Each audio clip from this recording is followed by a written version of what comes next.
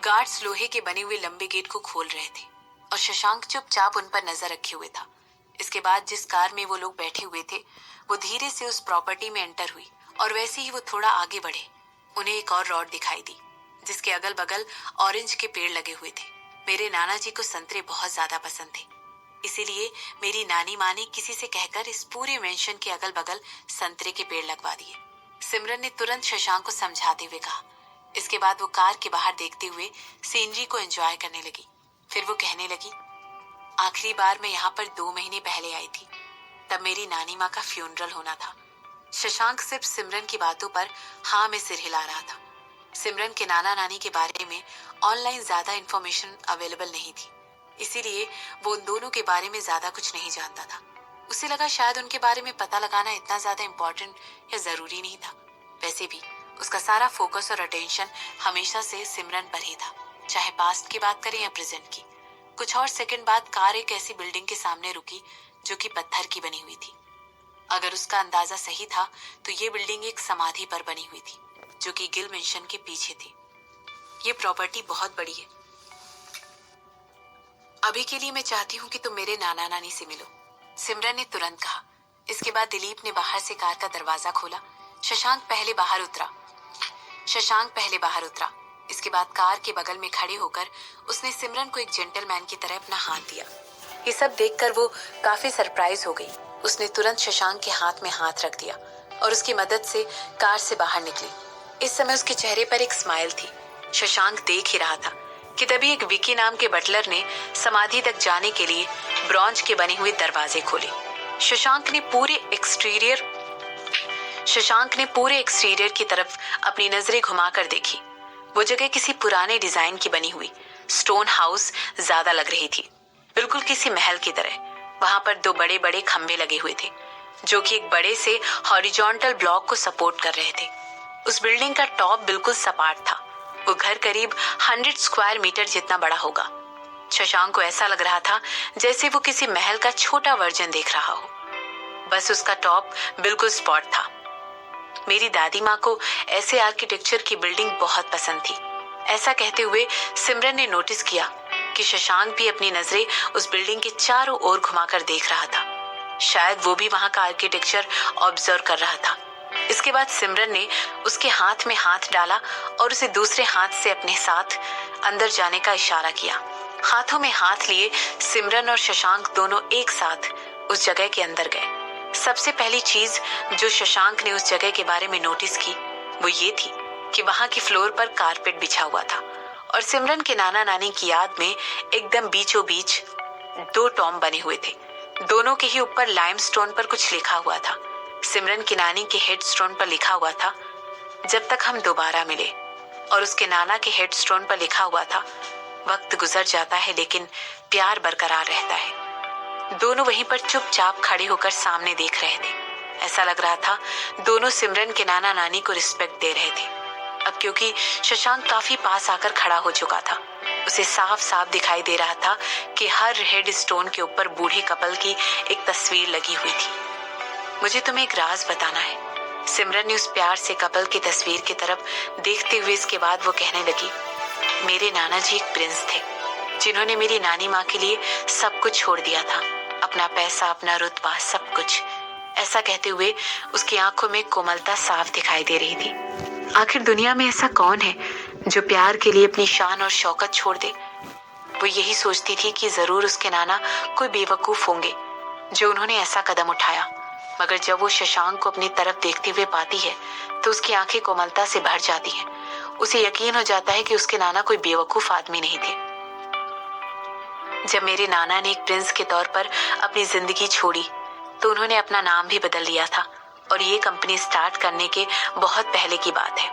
मैं तब भी यही सोचती थी कि वो एक बेवकूफ आदमी है, सिमरन ने अपनी बात को आगे बढ़ाते हुए कहा। उसकी ये बात सुनकर शशांक भी उसकी तरफ देखने लगा और फिर वो आगे कहने लगी, मगर जब मैंने अपनी नानी को अपने नाना के मरने के बाद उनकी फोटोग्राफ्स देखते हुए देखा तो मेरा मन बदल गया। वो ये भी कहना चाहती थी कि कभी कभी जिस तरह से शशांक उसे देखता है उसे अपनी नानी की याद आ जाती है। दरअसल वो भी उसके नाना की फोटोज को इसी तरह निहारती थी। पर सिमरन को लगा कि उसे इस समय ये बात शशांक से नहीं कहनी चाहिए। हो सकता है नानी के दिल में नाना के लिए उनके जाने के बाद भी कई इमोशंस थे। एक भावना के तौर पर यह अजीब लगता हो, मगर अगर प्यार की नजर से देखो तो ठीक लगता है। सिमरन ने धीरे से कहा, सही कहा तुमने। कुछ देर की चुप्पी के बाद शशांक ने कहा। इसके बाद उसने धीरे से सिमरन का हाथ छोड़ दिया और उसे कमर से पकड़ लिया। इसके बाद उसने उसे अपनी ओर धीरे से खींचा और उसके माथे पर किस करते हुए कहने लगा, मुझे पता है ये सच है। ये सुनकर भी सिमरन ने कुछ नहीं कहा और वो अपने नाना नानी की फोटो को निहारने लगी। न जाने क्यों, लेकिन उसके चेहरे पर एक स्माइल थी। कुछ मिनट उस जगह पर बिताने के बाद सिमरन और शशांक उस बिल्डिंग से बाहर निकल गए। उन दोनों के हाथ में एक दूसरे का हाथ था और दोनों के ही चेहरों पर एक बड़ी सी स्माइल थी। इसके बाद हम कहाँ जा रहे हैं? शशांक ने सिमरन के लिए कार का दरवाजा खोलते हुए पूछा। हम एक खूबसूरत दोस्त से मिलने जा रहे हैं। ऐसा कहते हुए सिमरन शशांक के साथ कार में बैठ गई। तो बेसिकली तुम चाहती थी कि मैं घोड़े पे राइड करूं? शशांक ने पूछा। ऐसा कहते हुए उसका चेहरा बेहद शांत था, लेकिन फिर भी उसकी आवाज में छुपा हुआ दर्द सिमरन ने महसूस कर लिया था। क्या तुम्हें घोड़ा चलाना नहीं आता है? सिमरन ने एक आईब्रो उठाते हुए उससे पूछा। जैसे ही उसने देखा कि इस बात को सुनकर उसके होंठ सिल गए और उसने सिमरन की बात का जवाब नहीं दिया है। सिमरन आसानी से उसकी बात समझ गई। उसे शशांक की तरफ से जवाब ना मिलना इस बात को बताने के लिए काफी था कि उसे घोड़ा चलाना नहीं आता है। इसीलिए उसके कंधों पर थपथपाते हुए सिमरन ने स्माइल के साथ उससे कहा, कोई बात नहीं, चिंता मत करो, मैं तुम्हें सिखा दूंगी। ये मेरे लिए चिंता की कोई बात नहीं है, शशांक ने कहा। इसके बाद वो आगे कहने लगा, मैं एक फास्ट लर्नर हूँ, मगर मुझे लगता है घोड़े बहुत ज्यादा डरावने होते हैं। ऐसा कहते हुए वो सिमरन की तरफ झुक गया और उसने अपनी आवाज बहुत धीमी कर ली।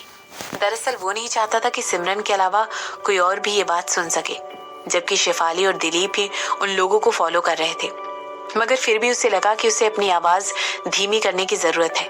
वो नहीं चाहता था कि उसके इस डर के बारे में किसी और को पता चले। वो डेस्परेटली इस समय पीछे हटना चाहता था, मगर वो ऐसा कैसे करता, जबकि वो लोग ऑलरेडी उस फार्म तक पहुंच गए थे जहां पर चारों तरफ घोड़ों को रखने की जगह थी। अगर वो इस समय पीछे हटता तो वो सबकी हंसी का पात्र बन जाता। जैसे ही उसने घोड़े के हिनहिनाने की आवाज सुनी, वो डर कर अपनी ही जगह पर कूद पड़ा और कहने लगा, घोड़े बहुत ज्यादा सेंसिटिव होते हैं और उनका भरोसा भी नहीं किया जा सकता है। ऐसा कहते वक्त उसकी आवाज बेहद धीमी थी और उसकी नजर दूर खड़े एक काले घोड़े पर पड़ी।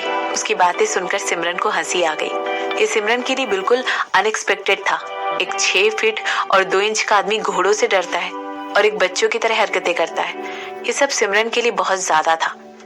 मेरे ऊपर हंसना बंद करो, मैं सीरियस हूँ, शशांक ने तुरंत कहा।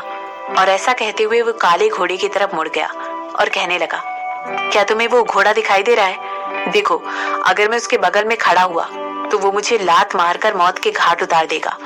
हंसते हुए सिमरन ने बीच में ही कहा, अरे मेरे पास तुम्हारे लिए एक सवाल है। पूछो, शशांक ने कहा।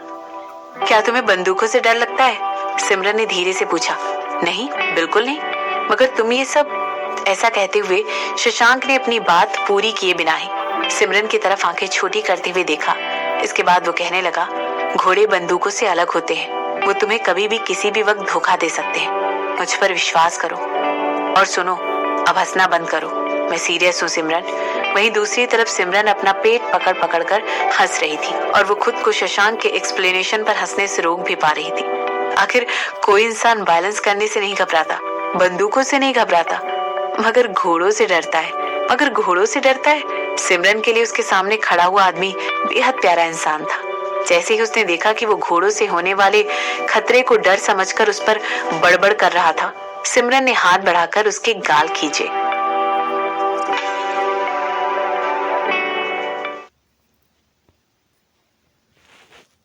घोड़ों के रखने की जगह। ये घोड़ा मेरी नानी माँ का था, सिमरन ने घोड़े की तरफ जाते हुए कहा।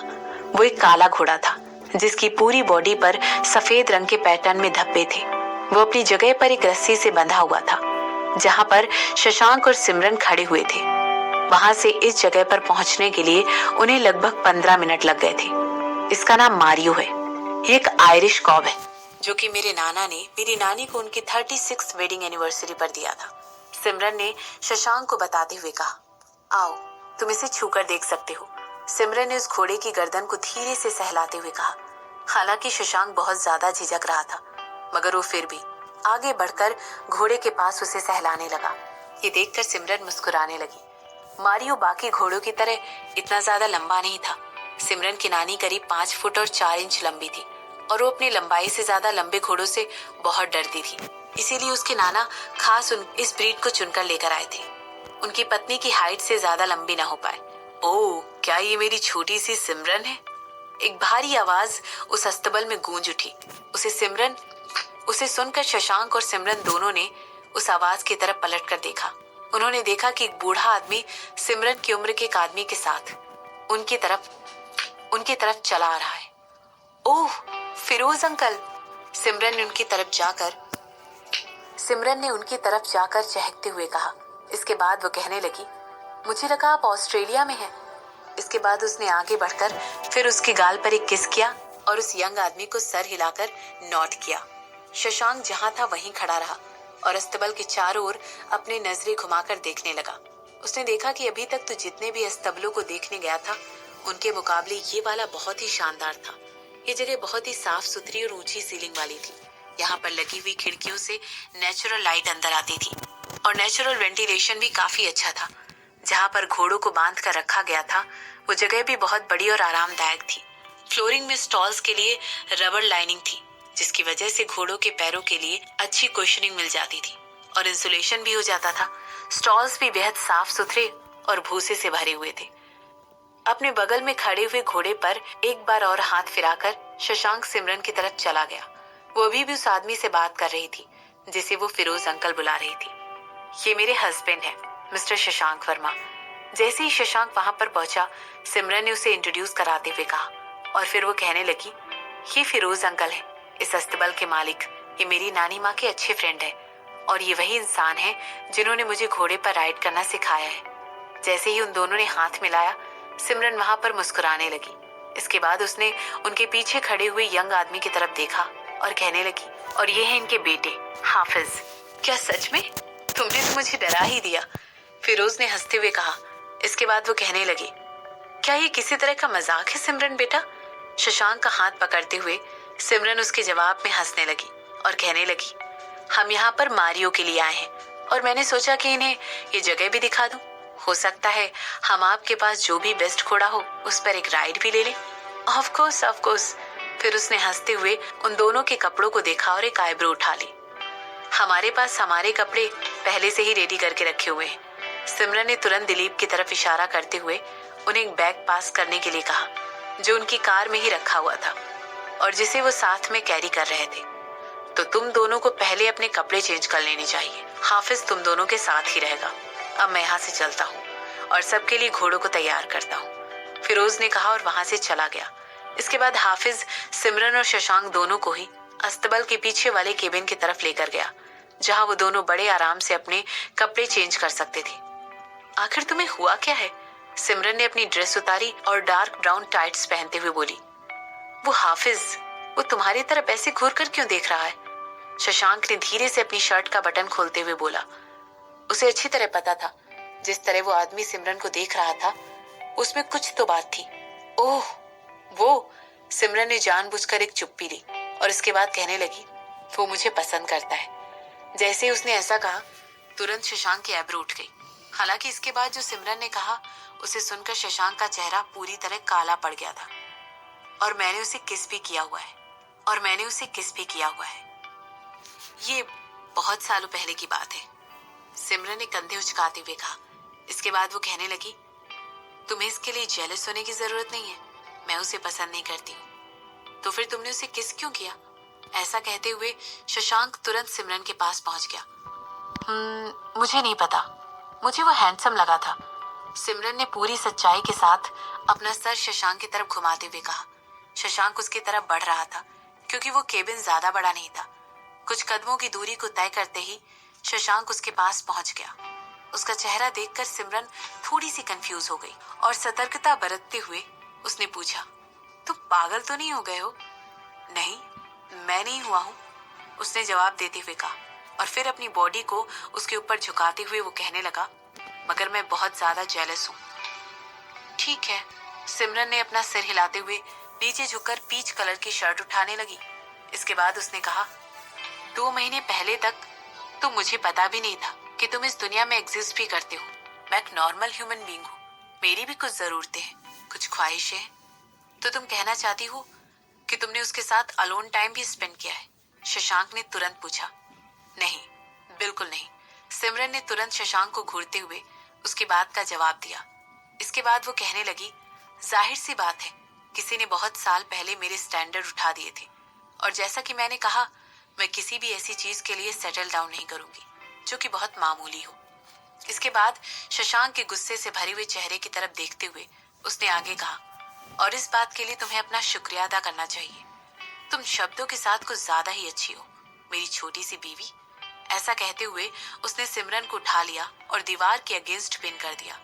इस अफरा तफरी में एक जोर की आवाज भी हुई थी। सिमरन, क्या तुम ठीक हो? हाफिज ने परेशान होते हुए तुरंत केबिन के बाहर से पूछा। मैं ठीक हूँ, सिमरन ने तुरंत शशांक की आंखों में देखते हुए हाफिज को जवाब देते हुए कहा। इसके बाद एक टेढ़ी मुस्कान के साथ उसने फुसफुसाते हुए कहा, मुझे एक एंथ्रोपोलॉजिस्ट की बात याद है जिसने कहा था कि एक हेल्दी रिलेशनशिप में थोड़ी सी जेलसी होनी ही चाहिए। तो तुम मुझे जेलस फील करवाने की कोशिश कर रही थी? शशांक ने तुरंत अपना फेस उसकी तरफ झुकाते हुए कहा। नहीं, इंटेंशनली तो नहीं, मगर हाँ, जिस तरफ जा रहा है ना, मुझे पसंद आ रहा है। मुझे लगता है मुझे तुम्हें समय समय पर जेलस फील करवाना चाहिए। इस बारे में तुम्हारा क्या कहना है, मिस्टर हस्बैंड? सिमरन ने धीरे से शशांक के कान में कहा। और जो कुछ भी इसके बाद हुआ वो वही था जो 2 प्यार करने वालों के बीच में होता है। इस बार जिस तरह से वो उसे किस कर रहा था, ऐसा लग रहा था जैसे सिमरन यही चाहती थी। इसके बाद सिमरन ने अपने पैर शशांक की कमर पर बांध दिए और उसके किस के लिए उसे वैसे ही जवाब देने लगी।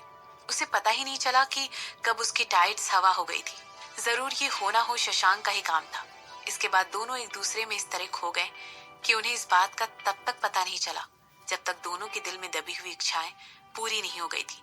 दोनों साथ साथ एक दूसरे के साथ एंजॉय कर रहे थे। मुझे लगता है तुम्हारे जेलस होने का जो असर हुआ है वो मुझे बहुत अच्छा लग रहा है, सिमरन ने सांस लेते हुए कहा। इसके बाद उसने अपना सर शशांक की गर्दन पर रख दिया। उन दोनों के बीच में जो लम्हा भी हुआ था, उसकी आग दोनों के अंदर अभी भी जल रही थी। ये तो बस वार्म अप था, शशांक ने कुछ सेकंड के बाद कहा। इसके बाद उसने कहा, तुमने बहुत शरारतें कर ली हैं सिमरन। मुझे लगता है तुम्हें थोड़ी सी स्पैकिंग की जरूरत है। इसके बाद शशांक ने धीरे से आगे की बात सिमरन के कान में चुपके से कही। उसे सरप्राइज करते हुए सिमरन बस उसकी बातों पर खिलखिलाकर हंस रही थी। हे गाइस, सब कुछ ठीक है? क्या तुम्हें किसी चीज के लिए मेरी हेल्प चाहिए? एक बार फिर हाफिज की आवाज केबिन के बाहर गूंज रही थी, जिसे सुनकर सिमरन एक बार खिलखिलाकर हंस उठी। सब कुछ ठीक है हाफिज, हमें थोड़ा सा टाइम दे दो, सिमरन एक बड़ी मुस्कान के साथ कहा। और यहाँ मैं सोच रहा था कि वो कौन है जो इतना नॉटी, स्मार्ट, क्लासी और सेक्सी सब कुछ एक साथ हो सकता है। ऐसा कहते हुए शशांक की हंसी निकल गई। फिर वो कहने लगा, और आज मुझे पता चला कि वो इंसान कोई और नहीं बल्कि मेरी वाइफ ही है।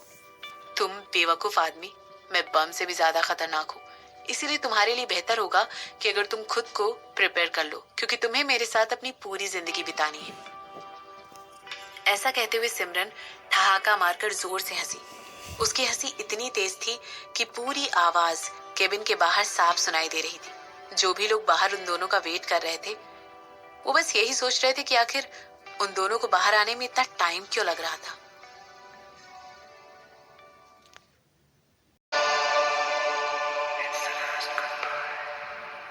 हमारे पास एटलीस्ट 7 मील की वेल मेंटेन्ड जगह है, जो कि इस पार्क के आजू बाजू ही है।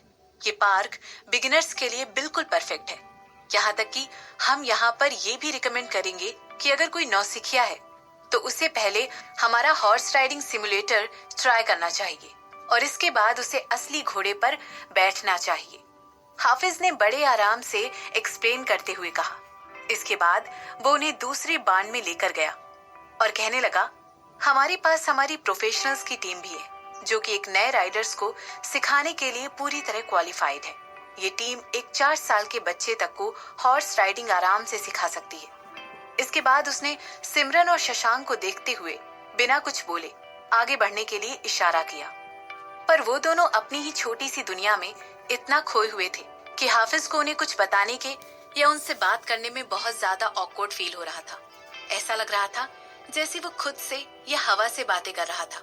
उसने डिसाइड किया कि उसे उन दोनों की कन्वर्सेशन में घुसने के लिए ट्राई करना चाहिए, और इसीलिए अपने दिमाग में ये सोचते हुए वो जानबूझकर धीरे चलने लगा और कुछ देर बाद शशांक के बगल में आकर खड़ा हो गया और उससे पूछने लगा, क्या तुमने इसके पहले कभी घोड़ा चलाया है? नहीं, शशांक ने तुरंत जवाब दिया। ओह, हाफिज ने सर हिलाते हुए कहा। इसके बाद वो कहने लगा, मुझे यकीन है सिमरन तुम्हें सिखा देगी। वो छोटी जरूर लगती है, लेकिन हॉर्स बैक राइडिंग में उसका कोई जवाब नहीं है। वो वाकई में बहुत अच्छी है, यहाँ तक कि उसका हुनर यहाँ के कई प्रोफेशनल्स हॉर्स बैक राइडर से कंपेयर करने लायक है। हम दोनों साथ बैठकर पॉइंटर्स बनाने और सीखने के लिए हॉर्स बैक राइडिंग शोज देखा करते थे। ओह, फ्यूचर में भी वो ये शोज जरूर देखेगी, लेकिन इस बार वो मेरे साथ देखेगी। शशांक के सीधे शब्दों ने हाफिज को चुप करा दिया। सिमरन ये सोच सोच कर मुस्कुरा रही थी और उसे ये बात बहुत फनी लग रही थी कि चाहे कोई भी आदमी कितना ही अकॉम्प्लिश क्यों ना हो जाए, लेकिन वो एक औरत जिसको वो पसंद करता है उसके सामने एक बच्चा ही बन जाता है। सिमरन ऐसे प्रिटेंड कर रही थी जैसे उसने शशांक की बातें सुनी ही नहीं, क्योंकि उसे यकीन था कि ये सच हो जाएंगी। दिलचस्प बात तो ये थी कि जैसे ही शशांक ने हाफिज से वो सब कहा, तो उन दोनों के बीच का कन्वर्सेशन जैसे मर ही गया था, क्योंकि उसे पता ही नहीं था कि वो शशांक की बातों का क्या जवाब दे। आखिर वो कह ही क्या सकता था। वो थोड़ा सा इरिटेटेड था, लेकिन दिखा नहीं रहा था। इसके बजाय जिस जगह से वो लोग गुजर रहे थे, वो उस एरिया और खेत के बारे में बता रहा था।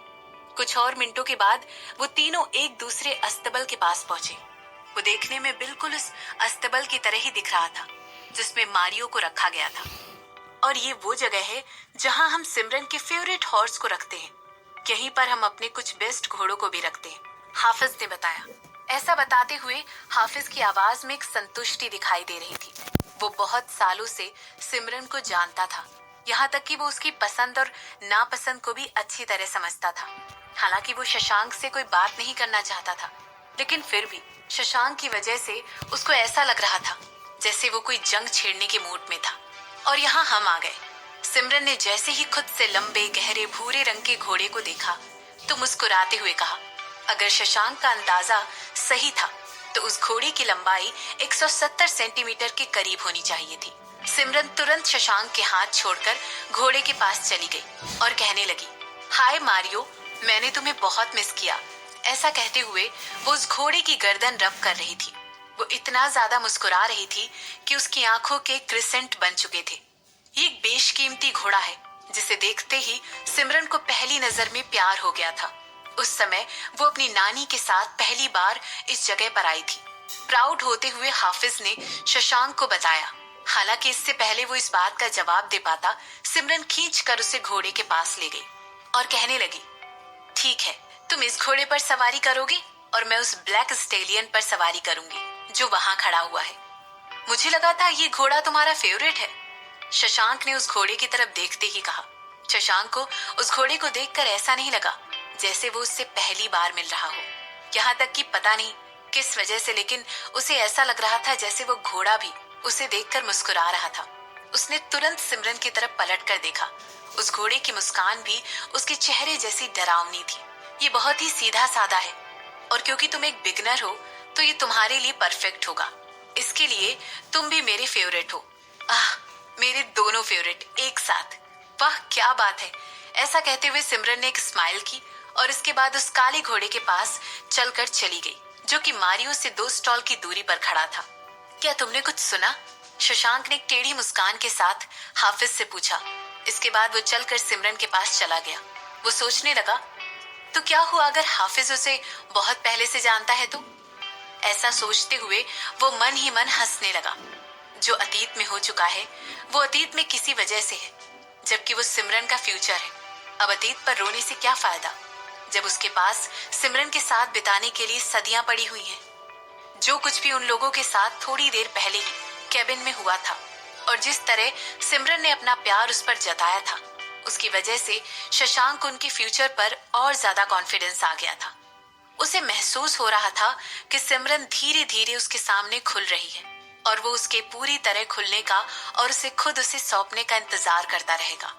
जब तक वो दोनों एक दूसरे को ट्रस्ट करते रहेंगे और एक दूसरे से बात करते रहेंगे, उसे यकीन था कि उन दोनों के बीच में एक अच्छा स्ट्रॉन्ग बॉन्ड बन जाएगा। ठीक है, एक घोड़े पर चढ़ने के लिए तो उसे उसके शोल्डर पर अप्रोच करना होता है, सिमरन ने शशांक को समझाते हुए कहा। और इसके बाद वो दोनों अपने अपने घोड़े को अस्तबल से बाहर लेकर आने लगे। दोनों घोड़ों पर राइडिंग गियर ऑलरेडी अटैच किए जा चुके थे, क्योंकि फिरोज उनके लिए सब चीजों की तैयारी करने के लिए उस जगह से पहले ही निकल चुका था। इसके बाद सिमरन ने शशांक को सावधान करते हुए कहा, कभी नहीं, और मेरा मतलब है कभी नहीं, एक घोड़े के पास पीछे से कभी मत जाना। ठीक है, शशांक ने हाँ में सिर हिलाते हुए कहा। हालांकि वो इस समय महसूस कर सकता था कि जिस तरह हाफिज उसे देख रहा था, उसकी आंखों में शशांक के लिए मजाक भरा हुआ था, लेकिन उसने उसे इग्नोर करने का सोचा, एक ऐसे इंसान के तौर पर जो कि एक अनाथ आश्रम में बड़ा हुआ था। उसके पास कई चीजों को सीखने के मौके ही नहीं थे, यहाँ तक कि जब उसने अनाथ आश्रम छोड़ा तो वह कई छोटे मोटे काम करने में लग गया था। उसके पास इन अमीर लोगों के खेलों को, जैसे कि हॉर्स बैक राइडिंग जैसे स्पोर्ट्स को सीखने का कभी टाइम ही नहीं था। अपने इतने खराब बैकग्राउंड के बाद भी शशांक को कभी उसके बारे में सोचकर शर्म नहीं आती थी, यहाँ तक कि वो इस चीज के लिए अब खुद पर बहुत ज्यादा गर्व महसूस करता था कि उसने शुरू से ही इतना गरीब होने के बावजूद भी काफी कुछ हासिल कर लिया था। जब उसके पिता ने उसे अपना बिजनेस हैंडओवर किया, तब वो एक बहुत छोटी सी इंश्योरेंस कंपनी थी। वो उसके पिता का बिजनेस इंडस्ट्री में घुसने का लीगल तरीका था। बिजनेस को टेक ओवर करने के बाद शशांक ने अपना पूरा जोर लगाकर अपनी कंपनी का नाम बैंकिंग इंडस्ट्री में बनाया। उसने बहुत मेहनत की और कई रातों तक नहीं सोने के बाद उसने ये नाम बनाया था। वो लड़खड़ाया, उसने कई गलतियां भी की, लेकिन वो अपने सपनों को पाने के लिए आगे बढ़ता रहा और कभी भी नहीं रुका। और आज वो टॉप पर पहुंच गया था। उसने अपनी एड़ियां रगड़ रगड़ कर सब कुछ कमाया था और आज आखिर में वो कहाँ था? वो टॉप पर पहुंच चुका था। उसने जो भी मेहनत की थी वो रंग लेकर आई थी और अब उसकी खुशियों को दुगना करने के लिए सिमरन भी उसके साथ खड़ी थी। तो अब वो इनसिक्योर क्यों होता, जबकि अब तो वो एक नामी अमीर इंसान बन चुका था। अब जबकि उसके पास सिमरन के रूप में वो सब कुछ था जिसे वो हमेशा से पाना चाहता था, तो अब उसके पास डरने की कोई वजह ही नहीं थी। सिमरन के साथ खड़े होकर उसे अपने फ्यूचर पर विश्वास था, पक्का विश्वास।